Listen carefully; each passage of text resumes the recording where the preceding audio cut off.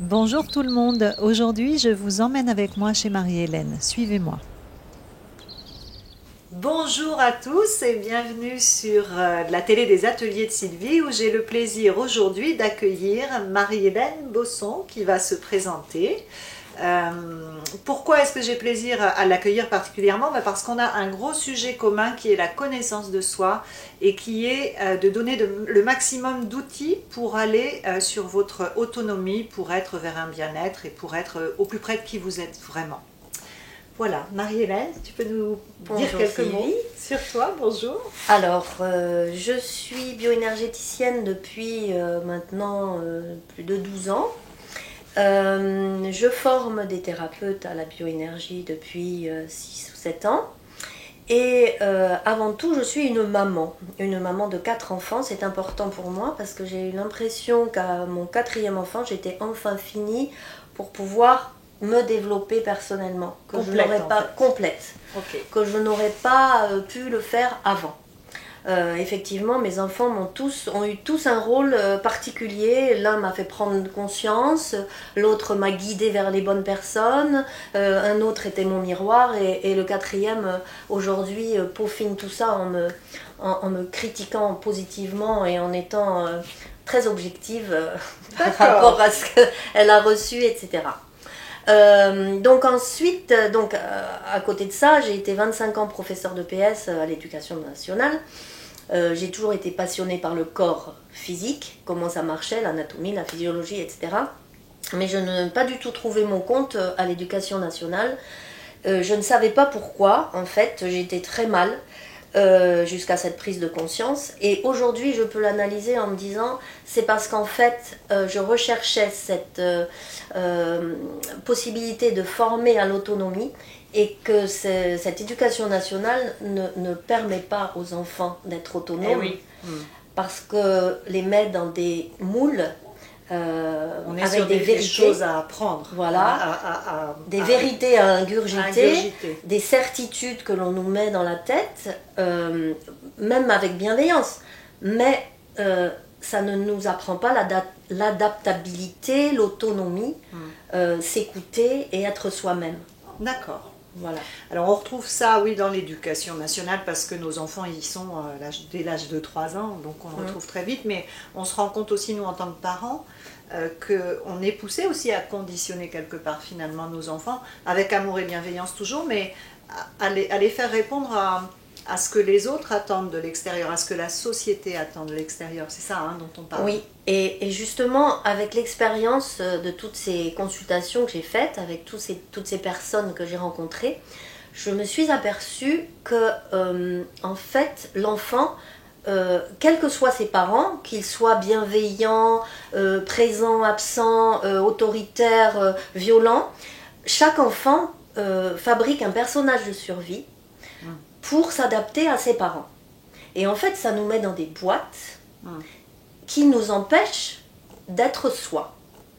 Et ce que je constate, c'est qu'en fait, ce personnage de survie, il est indispensable pour la survie de l'enfant, parce qu'un enfant ne sait pas survivre sans ses parents. Tout à fait. Mais, à l'âge adulte, le problème, c'est que ces enfants, ils gardent, les adultes, pardon, gardent ce personnage de survie autour d'eux pour vivre avec leurs conjoints, avec leurs enfants, encore avec leurs parents. À se détacher de ça. C'est comme Exactement, les masques là. exactement. C'est une boîte dans laquelle les gens... Alors, il y a des boîtes en béton armé, il y a des boîtes en carton qui sont plus ou moins faciles à détruire. Des cuirasses. Et voilà. Mais ça, je le constate tout le temps. Et par exemple, j'ai un père extrêmement autoritaire. Donc je me mets dans un personnage de survie enfant.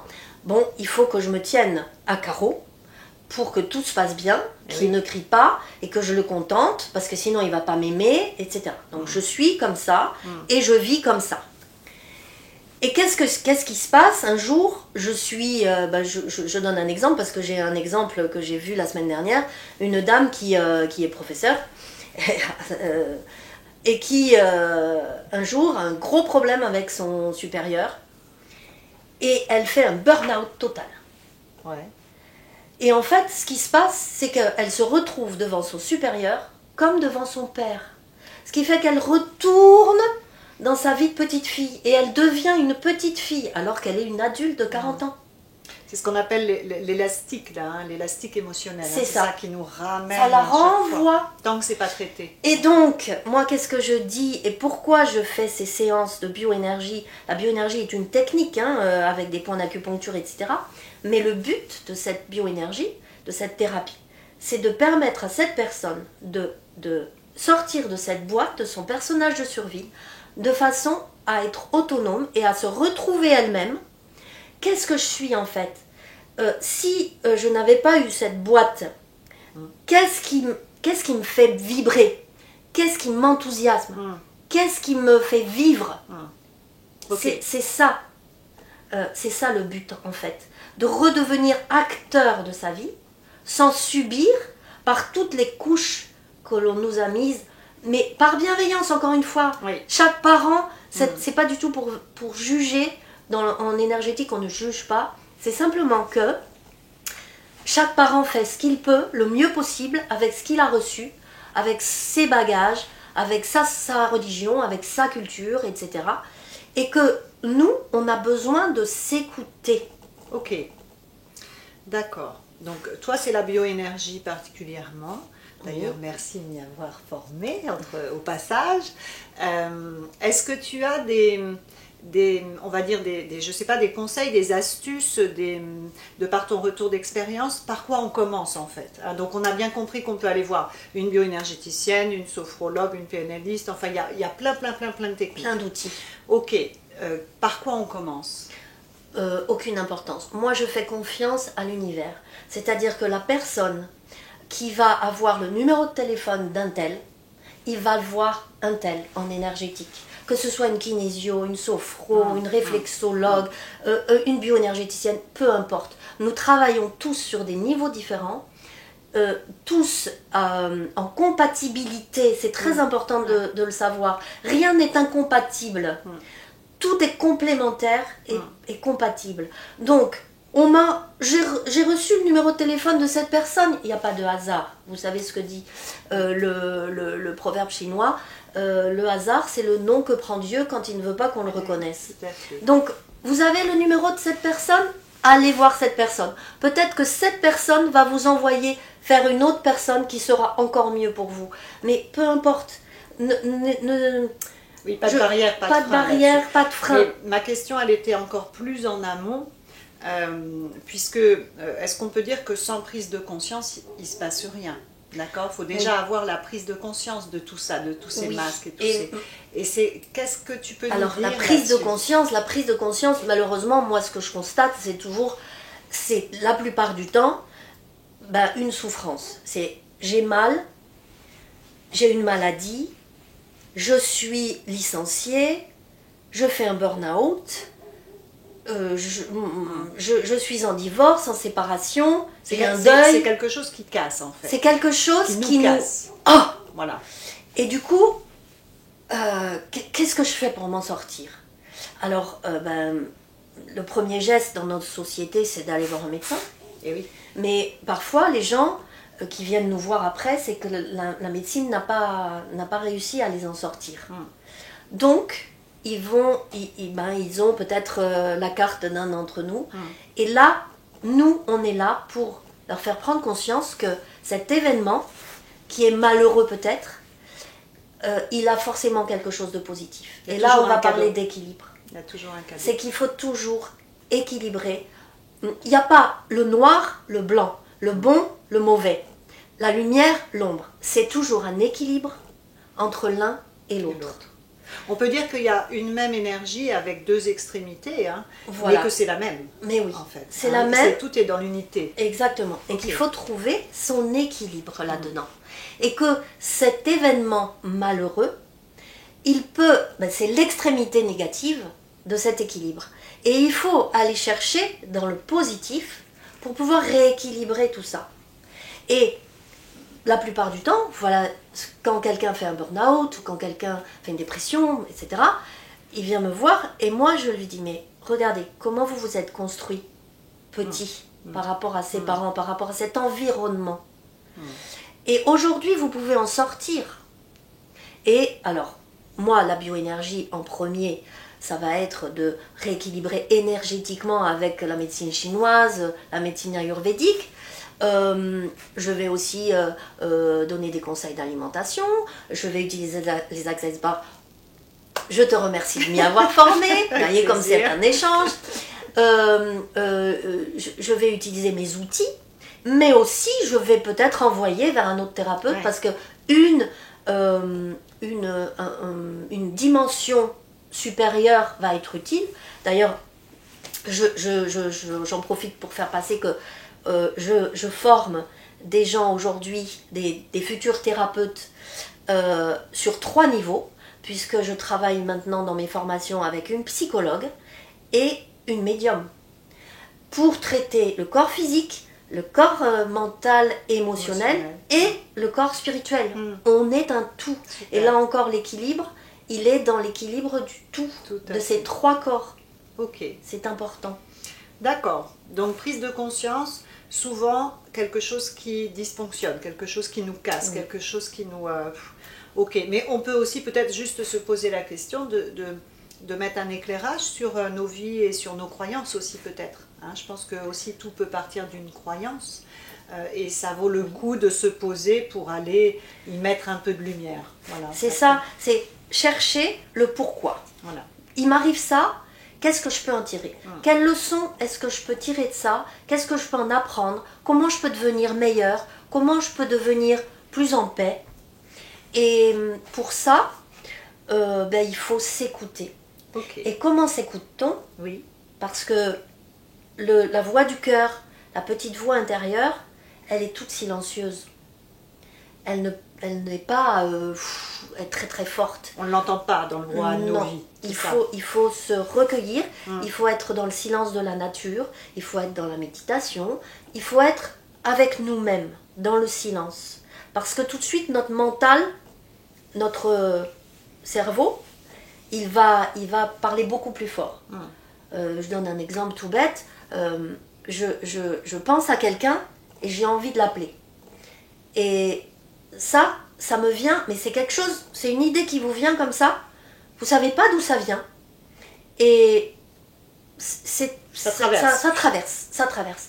Et si vous n'écoutez pas ça, parce que votre mental vous dit « Ah non, c'est pas l'heure, là je vais le déranger, c'est l'heure de dîner ou c'est l'heure de... » Eh bien, la synchronicité qui peut se passer à ce moment-là, elle s'envole. Elle s'en va.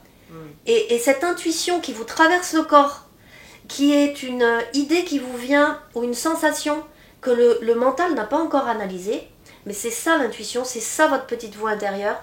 Et si vous choisissez de vivre en écoutant cette petite voix, mais la vie change. Tout devient beaucoup plus facile. C'est pareil, là on parle d'une idée qui nous traverse, mais c'est pareil sur les énergies en fait qui nous traversent. Sur une sensation. Sur une sensation, et quand on se dit j'ai une idée qui me traverse, waouh, je sens dans mon corps que c'est bon pour moi. Je sens vibrer. Il faut y aller. Bon, chacun a sa sensation. Oui. Moi personnellement, j'ai des frissons partout. Et quand j'ai des frissons partout, j'ai l'impression que l'univers me dit c'est ça, tu es dans le juste. Okay. Alors ça peut être complètement différent, ça peut être une sensation complètement différente, mais moi vraiment c'est ça, ça me traverse, j'ai des frissons partout et je sais que c'est juste. Ouais, ça peut être l'outil qu'on utilise chez Access aussi, le lourd léger. Si c'est lourd, c'est pas très juste pour nous, et si c'est expansé comme ça, faut y aller quoi. Et avant que notre mental nous remette sous cloche en disant non, n'y va pas, rappelle-toi la dernière fois, c'est ça. C'est vraiment avec nos peurs. Ouais, c'est ça. Et tu sais, l'auteur de la conversation avec Dieu, de Racine. Voilà, on peut vivre avec la peur ou avec l'amour, mais c'est l'un ou l'autre. Exactement. Et moi j'ai décidé de vivre avec l'amour, c'est-à-dire la confiance en moi, en mon intuition, la confiance en l'univers, la confiance en la vie. Et tout devient mais beaucoup plus simple. Et agréable. Et agréable. Ok, bon, je crois qu'on a dressé un bon panorama. Si on veut te retrouver, donc si vous voulez retrouver Marie-Hélène, vous aurez toutes les coordonnées sous la vidéo. Je crois que tu mets en place des ateliers. Oui, alors là m'est venue dernièrement une idée de former des ateliers d'un week-end pour initier à la bioénergie. Parce que jusqu'à présent, je forme des thérapeutes, pour ceux qui ont envie de devenir thérapeutes. Là, c'est quelque chose de beaucoup plus personnel, individuel, pour pouvoir se prendre en charge dans les premiers signes de mal-être.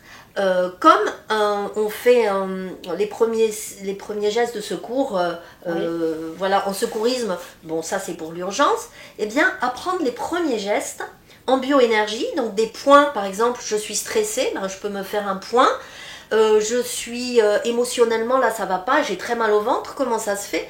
Pouvoir rechercher un petit peu à mon niveau qu'est-ce qui m'irait comme produit ou comme homéopathie pour régler les premiers signes. Quelque chose de très pragmatique en fait. Très pragmatique, boîte une boîte à outils, des premiers gestes. Il ne s'agit pas voilà, de faire une psychothérapie toute seule, on a toujours besoin des autres, mais ça nous aiderait à éviter de prendre un anti-inflammatoire, un Doliprane pour mon mal de tête, si je comprends, si je sais me faire quelques petits points, je peux être autonome et être acteur de ma vie et me prendre en main. Parce que c'est ça l'important. Et puis ça évite de se juger aussi, de comprendre. Oui, hein, tout parce à fait. Que souvent on se dit, oh je vais encore mal, ou ah c'est cette fameuse... Qu'est-ce que ça veut dire? Tiens, qu'est-ce que ça veut dire? Mon corps, qu'est-ce qu'il veut me dire? Tout réorienter sur le positif. Oui, c'est ça. Ok, eh bien écoute Marie-Hélène, il me reste à te remercier. Merci à toi Sylvie.